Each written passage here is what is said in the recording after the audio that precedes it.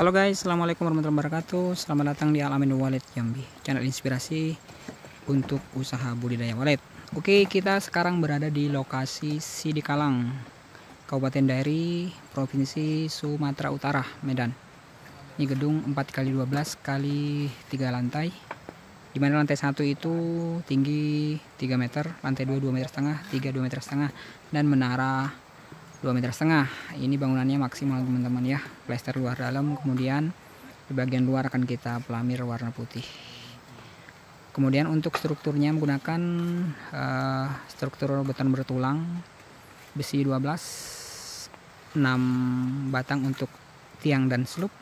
Kemudian di bagian foot plate di bagian bawah itu besi 10 dengan diameter 1 x 1 tinggi 25 cm. Nah, jadi ketika ada goncangan atau ada pergerakan gempa bumi, insya Allah kita garansikan untuk perbaikan ketika ada keretakan. Nah, begitu ceritanya teman-teman ya. Nah, untuk teman-teman semuanya ketika membangun gedung walet, usahakan lokasi mendukung ya, jangan asal membangun. Mengingat untuk sekarang persaingan sangat-sangat ketat sekali. Dan juga untuk harga sarang memang belum stabil ya.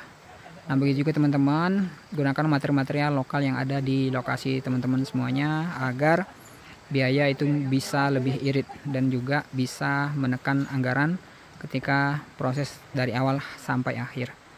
Dan kemudian begitu juga untuk styling, kita selalu pemasangan sirip itu selalu terakhir ya. Jadi untuk pemasangan dinding luar itu menggunakan styling dulu. Nah, itulah gunanya kenapa styling itu harus ketika sudah mulai pemasangan dinding harus sudah dipasang. Begitu, jadi sirip kita tidak kotor dan tetap bersih. Oke, bisa kita lihat ke dalam. Nah, jadi teman-teman semuanya sedikit berbagi informasi ya, biar teman-teman tidak salah kaprah ketika membangun gedung walet. Begitu juga biar maksimal, karena untuk gedung walet itu memang bisa diwariskan sampai ke anak cucu ketika kita menggunakan permanen. Nah, itulah kita berbagi informasi agar teman-teman semuanya bisa teredukasi apa jenis-jenis material dan juga bangunan yang kita bangun. Nah, pertama juga pintunya menggunakan pintu plat ya, gitu ya. Kunsennya menggunakan kunsen ataupun menggunakan ini ya, pajah teman-teman. Nah, jadi kekuatannya sangat-sangat maksimal. Oke, kemudian di bagian dalam ini sengaja kita plesteran kasar ya. Kalau dulu memang saya plesternya halus teman-teman, tapi sekarang kalau untuk bagian dalam mulai dari lantai dasar sampai terakhir itu kasar ya, sengaja teman-teman. Jadi anakan burung walet itu memang biar mudah hinggap di plesteran kita yang kasar. Nah, tapi juga untuk bagian lantai tetap wajib dicor. Kenapa? Karena ketika tidak dicor itu kebanyakan juga gedung walet itu dibobol dari bawah ya teman-teman ya, ataupun dari digali dengan cara digali di bagian tanahnya. Nah, ini sudah diplester semua di bagian lantai 1 ya. Nah, ini dia, tinggal di bagian ini saja. Nah, kemudian ini kita menggunakan papan sirip wajib meranti ya, wajib meranti, dan kemudian kita alur teman-teman ya. Nah, ini bisa dilihat alurnya nggak harus rapi teman-teman, yang istilahnya itu gimana caranya kayu itu bisa kasar ataupun burung walet itu mudah nempel di situ. Kemudian juga lantainya kita menggunakan lantai kayu meranti juga.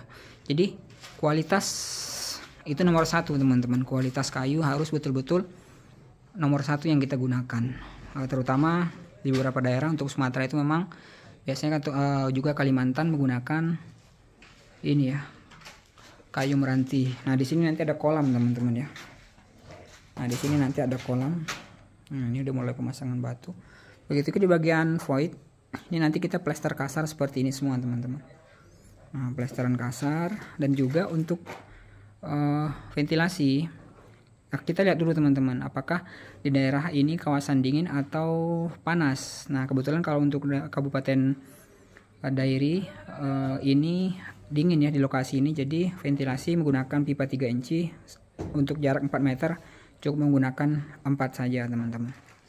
Nah, ini untuk di bagian atas void, nah itu wajib di plafon ya. Ini wajib di plafon itu menggunakan kayu meranti juga, bisa juga menggunakan GRC ataupun triplek. Nah ini ada akses, ini dicol teman-teman, ini ada akses ke sini dan kemudian bisa ke sini. Nah ini juga ada kita kasih jembatan alternatif nanti kalau ini LMB pindah, nah jadi kita bisa posisikan di mana saja. Nah begitu teman-teman. Oke, jadi aksesnya sangat-sangat mudah ya, sangat-sangat gampang. Nah ini sirip sudah kita pasang semua ya. Siripnya coba lihat, pasti nggak ada bekas tetesan air ya, karena setelah teratap baru kita pasang siripnya.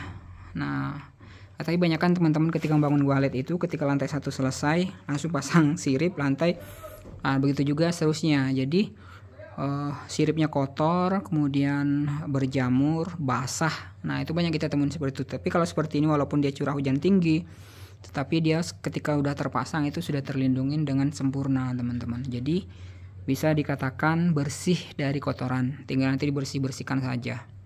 Nah ini tuh ya, bersih semua ya. Ini speaker sudah kita mulai pasang teman-teman ya. Speaker lantai 3 sudah selesai ya. Lantai 3 sudah, lantai 2 sudah, tinggal lantai 1 aja yang belum, karena material di dalam itu banyak ya. Oke teman-teman, sekian info dari kita, mudah-mudahan bermanfaat bagi teman-teman yang mau membangun gedung walet. Dan juga ketika teman-teman tidak mau pusing itu serahkan kepada konsultan yang berpengalaman, bukan konsultan yang abal-abal ya, ataupun yang mengaku konsultan ataupun mengaku memahami tentang walet, tetapi ketika disuruh buat malah jadi bahan praktek. Itu yang banyak kita temuin sekarang ini. Oke, thank you, terima kasih. Wassalamualaikum warahmatullahi wabarakatuh. See you, baby.